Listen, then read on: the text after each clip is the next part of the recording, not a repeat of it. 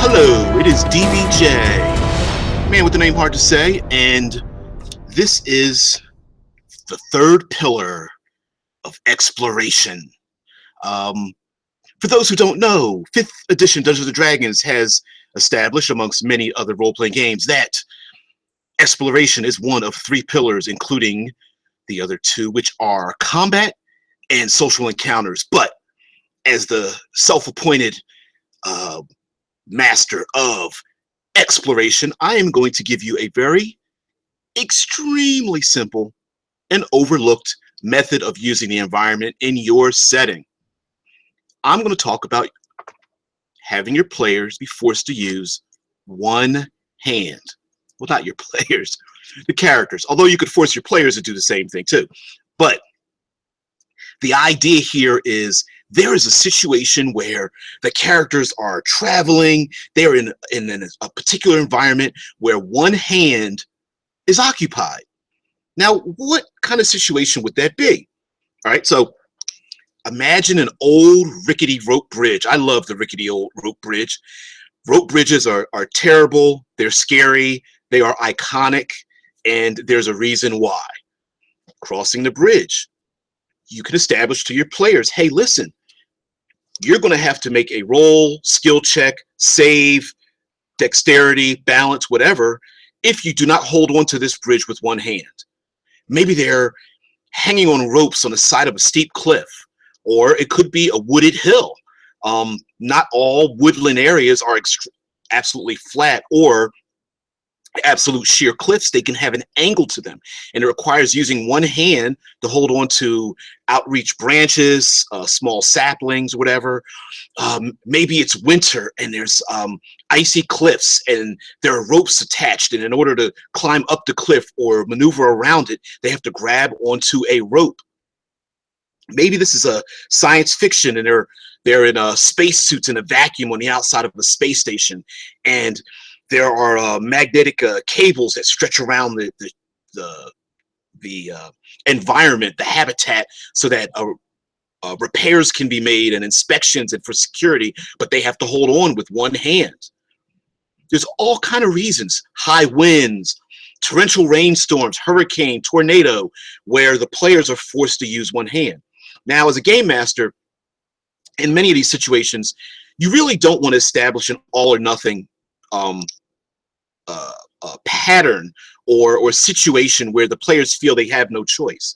What you really want to do is to place it in the player's hands. You have a choice. Hold on or not hold on. Use one hand or both hands, or none at all. If you use one hand, that will save you the complication of tying up one of your simple or bonus actions or something like that. If you use one hand, you don't have to make a roll at the beginning of your turn or the end of the turn to see if you blow away in the wind. If you hold on with one hand, you don't have to make a dex roll or agility roll or balance roll to see if you fall or stumble, or falling on your face or fall off the cliff or stumble and drop something. But there's actually more things to this too.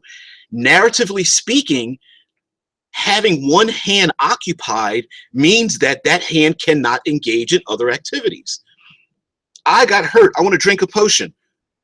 How are you going to take the top off? If it's a screw top, you're going to need both hands. Well, I take the potion out of my backpack. With one hand, you're going to take the, well, it's not in my backpack, it's in the pouch on my side. Okay, you undo the pouch with one hand, spilling the contents out as you reach into it to grab a potion. You pop the potion with your mouth and drink it. Now what are you going to do? So you can come up with all situations. I cast a spell. Okay, well, you can do it with one hand. Are you holding a staff in the other hand? That means both hands are occupied. What are you, I'm pulling my material components out. Okay, is the other hand gesturing?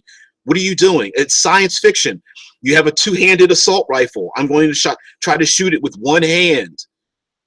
All of these things are situations in which many games do not have clearly written rules for all activities involving the use of one hand. Now, some games will say, okay, well, this weapon requires two hands. If you try to use it one-handed, you may have some sort of penalty. Maybe there's equipment or weapons that require a strength minimum, and that strength minimum requires two hands, so using it with one hand may be problematic. And so you can always default to simple penalties, whatever the game is, -2, -10%, you know, use it, but you have no dex penalty with it. Or in the case of 5th edition Dungeons and Dragons, you have disadvantage. As a game master, dungeon master, lore master, flame tender, storyteller, you're going to have to come up with a reasonable disadvantage for those people who are trying to do something two-handed by using one hand. Also, and any objects on or having to use that one hand will not function. If someone has a sword and a shield, they're going to have to hold on with one hand. If they're holding on to a rope, the rope on a rope bridge with one hand, and there's a shield on that hand, they don't get to use that. Lastly, there's the idea that if you are holding on to something and it requires your balance, you are limiting your own movement. That may severely inhibit or completely discount any dexterity or speed or agility modifiers to avoid or dodge attacks. So if you're going across a rope bridge and you're holding onto the bridge, you are holding on to prevent your movement. The whole idea of holding on to something because your body is moving, whether it's an earthquake or the ground is shifting or it's icy or the ground is at such an angle that if you don't hold on, you'll slip and fall, that you are causing yourself to stabilize and prevent your movement from doing other things. Now, I personally wouldn't necessarily ascribe a disadvantage to melee combat. Let's say you're on the outside of a starship and you're holding on to a tension cable while other people with magnetic boots are trying to attack you and push you off, because in melee combat, it's more or less tactics and moving your shoulders and things like that. But from ranged attacks, you have nowhere to run or dodge unless you let go, thereby suffering the effects of not holding on any longer. Lastly, I will say that this is such a simple yet easy narrative thing that you could add to your games that this might surprise your players. And be aware that there may be many players who are going to balk at the idea that using the loss of one hand will not affect their characters at all. And I would overly stress that as a game master, present this in front of your players long beforehand. And I don't mean talking about using one hand, but I mean using the environment to let them know that I want to make my setting and our games more dynamic. Hey, we have social interactions. We talk with NPCs. We have combat. There's plenty of rules for combat. But use the environment. And I, speaking as you through me, I want to create something that we can enjoy and that becomes memorable. And having a sword fight on a rickety old bridge or the top of a skyscraper or the side of a mountain during a torrential snowstorm, or on the docks during a hurricane, or on a sailing vessel and it's tossed at white capped waves and everyone's trying to hold on for dear life while they're fighting enemies, is an additional complication that will enhance your game experience. And I hope that your players understand that you are using this tool to help immerse them into the adventure, into the game, into the setting, into making what could be simply just, I strike them with my sword. Okay, they strike you with their blades. Okay, they miss. Okay, I hit them. It deflects off their shield. No. Let's put that away, right? Let's use these tools.